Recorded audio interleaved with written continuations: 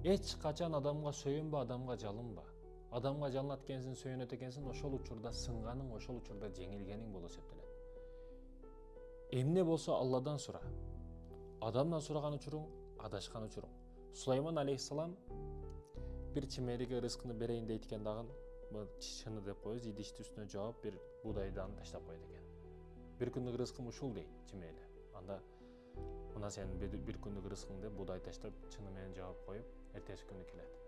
Чимели будайдын жарымын жеп, жарымын алып коюптур. Сурайт, неге бир күндүк рызкың бериңе да жарымын жебепсиң десе, чимели карап туруп пайгамбарга тилин түшүнөт Сулайман алейхиссалам. Чимели карап туруп, Алланын колунда экендигинде, менин рызкым Алланын колунда экендигинде, мен эч нерседен ойлонбойт элем. Аллах унутчак эмес. Ал ар бирине рызкын туура бөлүштүрүп берет. Бирок күнүм сага калганда, сен унутчаксың, адамсың. Сага ишенич жок. Ошон үчүн жарымын алып койдум дейт. Чимели Сулайман пайгамбардай адамга ишенген эмес, сөйүнгөн эмес.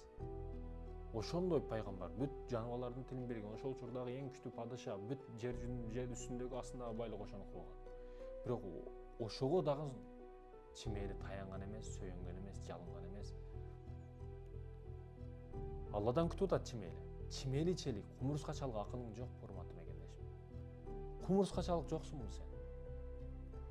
Бүгүн бар дагы чимелинин жолун тосуп көр. Чимелинин жолун тоссоң, чимели бул жака качат. Бул жерден тоссоң, бул жагына качат. Бул жак тоссоң, бул жагынан качат. Айтор жолду табат чимели. Аракет токтотпойт да чимеличи. Тосуп чындап көргүн ушинтип. Чимелинин аракетин кара. Каяк тоспу баары аракетин кылып жарып чыгат. Чимеличелик жоксуңбу? Кумурскачалык жоксуңбу? Айтайын дегеним, адамга сөйөнбө. Сулайман пайгамбар өтө күчтүү пайгамбар болгон, байлыгы да күчтүү болгон. Аллах табарак ва таалага жалынып, Аллахым бир күн мен рызкыны берейинчи ушул бүт жаныбарларга, адамдарга. Мен берейинчи дейт да. Каздан караса күчтүү, бардыгы бар. Мен берейин дейт. Бүгүн дагы баягыдай статистика кылып чыгарышат го. Илон Масктын байлыгы мынтип бир күн дүйнө жүзүн багып коет экен. Акчасы менен дүйнө жүзүн 2 күн багып коет экен деп ошондойлор болот го.